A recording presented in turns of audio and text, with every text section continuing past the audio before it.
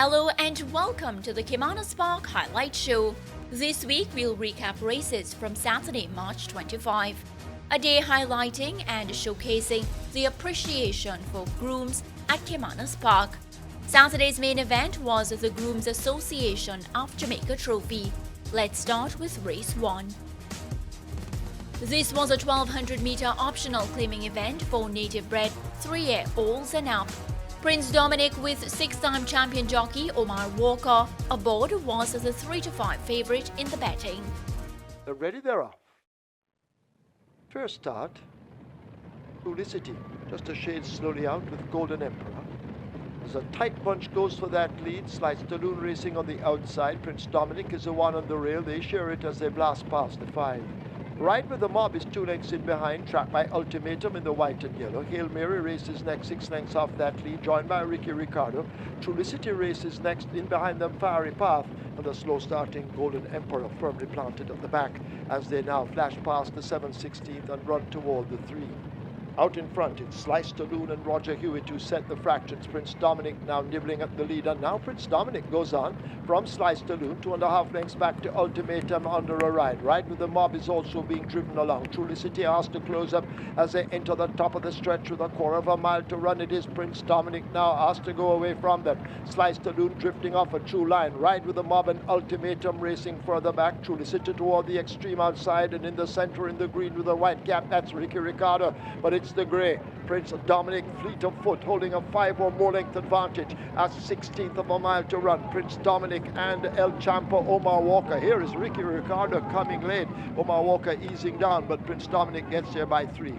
The favorite Prince Dominic got a clean break from the gate and took the lead at the top of the straight, covering the distance in 1 minute and 18 seconds flat to take the first. Race 2 was a restricted allowance event over 5.5 furlongs. The Gary Sobrati conditioned Silver Fox with champion jockey Dane Dawkins in the saddle was the even money favorite among the punters. Ready for a start? They're off and racing. That is a perfect line as Joyful and Big Argument goes for that lead. Big Argument passing the 5, just a shade in front of Joyful. Victoria's Medallion tracks them in 3rd. Then comes Slam Silana. Silver Fox comes next. Then comes Morsco, Genealogy, and the trailing pair of Black Royalty and Sensational Ending. They've left the 4 and head toward the 3. And making the running, Joyful in front, a length maybe 2 in front of Big Argument. Then comes Victoria's Medallion, a further 2 lengths behind.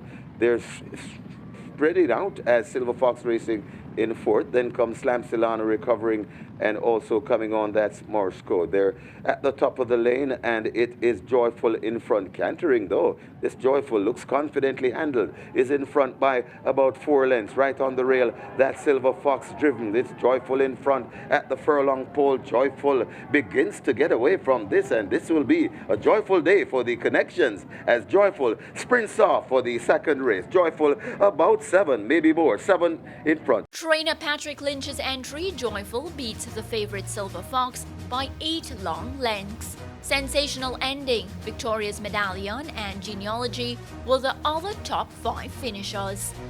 Saturday's 3rd event was a 3-year-old and optional claiming event named in honor of grooms Junior Gordon and Nathaniel Johnson, who both have careers in the industry spanning over 4 decades each.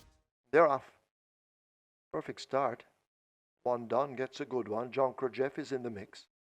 Don Almighty racing out wide. Also there, that's a Manico. A Den Street is fading back quickly as they run toward the 5. K-Boy racing on the rail. They charge down the back stretch and make their way to the half mile. Colorado Ranger runs with that group, and a Pretty Girl races at the back. They've left the half mile and go sprinting away now toward the 7/16th. One done battling John Jeff for the lead. One done just John Jeff there. They're separated by the flare of a nostril. Don Almighty needs to find 2 lengths to get to them. Manico another 2 lengths down. Colorado Ranger and Den Street on the improve. K-Boy in the black races next, and being beaten at the back, that's a Pretty Girl as they come turning for home at the top of the lane. And John Jeff now points. One done will have to fight back. Here now is a Don Almighty Mighty kicking in on the outside, but it is John Krajef, a narrow leader. One Don continues the fight, just about a head separates them. Donald Mighty trying to close up. K-Boy now makes late progress over against the rail in the all-black, and Den Street is in the center, but the war up front continues. But now John Krajef and Robert Halladine begin to separate themselves from the rest, and John Krajef will take it by 3.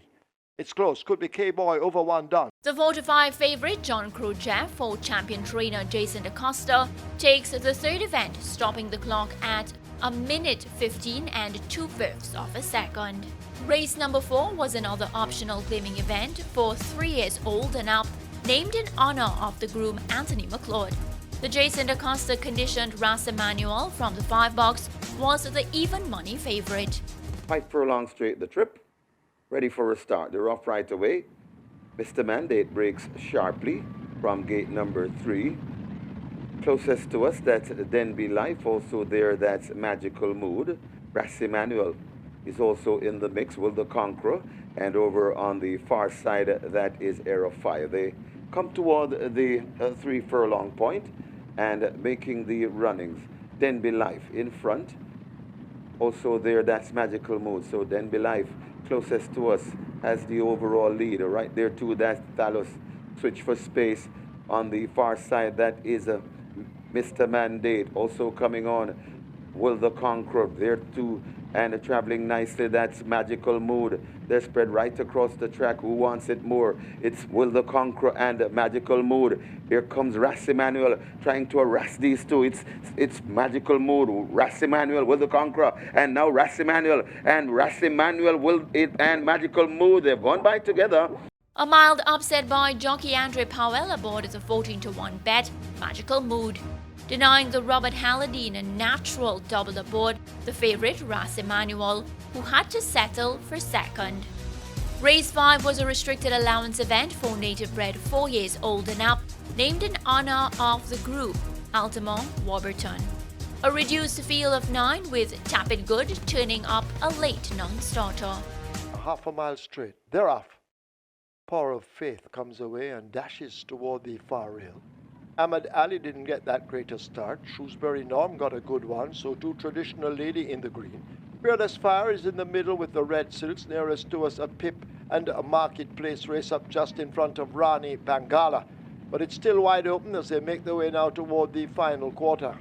Toward the far side, that's the grey Shrewsbury Norm. Nearest to us, Marketplace, Pip and Rani Bangala in that grouping, as they're all racing up now toward the final furlong. It's still a wide open affair. Pip and Power of Faith going at it. Shrewsbury Norm not too far away. Marketplace asked now to come up and land a blow, but they drive inside the final 16th, and it is Power of Faith just to lead up. Pip trying to get to Power of Faith, but can't. Power of Faith wins it from Pip.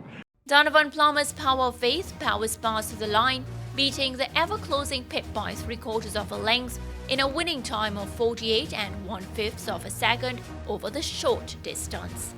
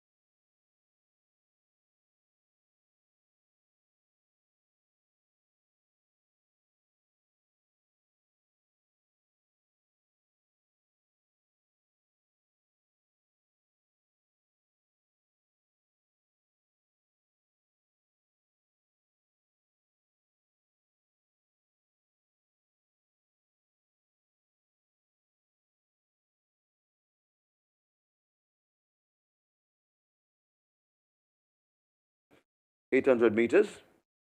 They're off and racing.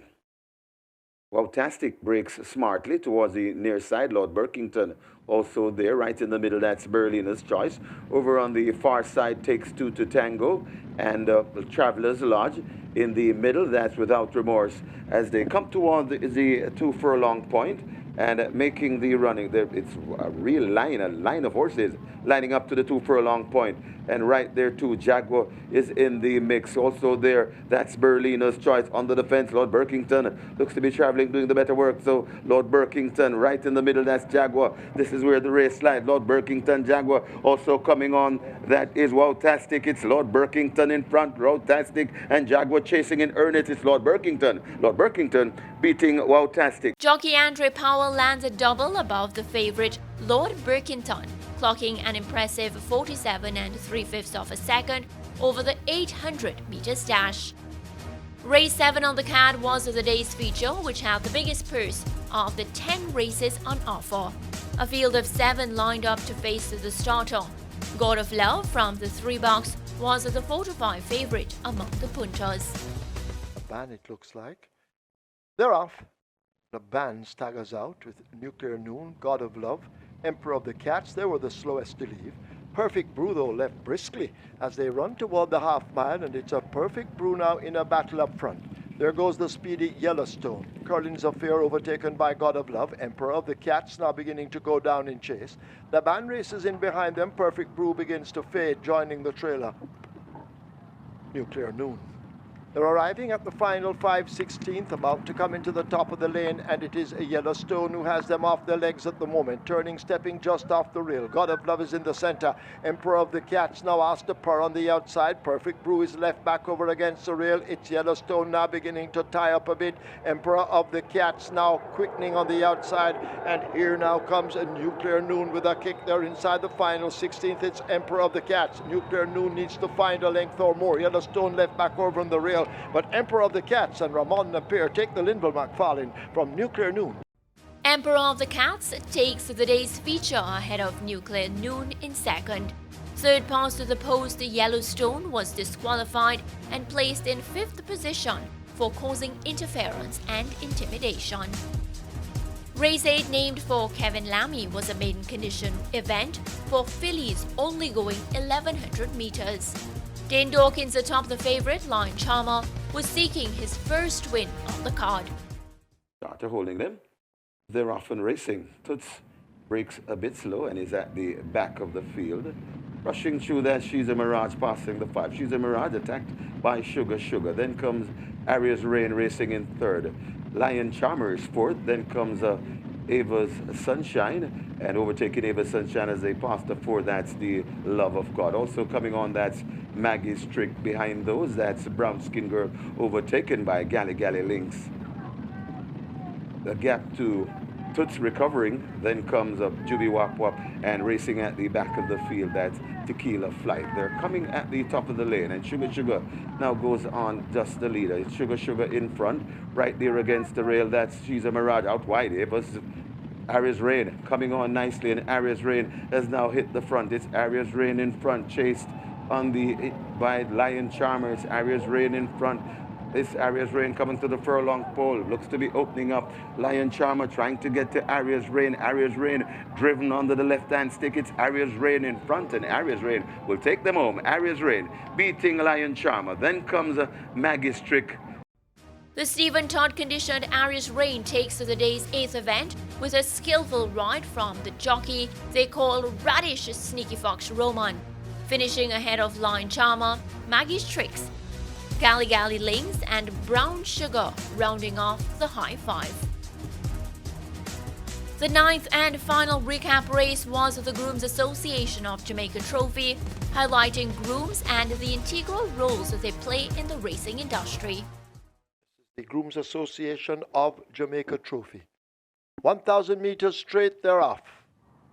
Puncher comes away on the far side with Amisio Blue. Kelowna is tacking across from that far side.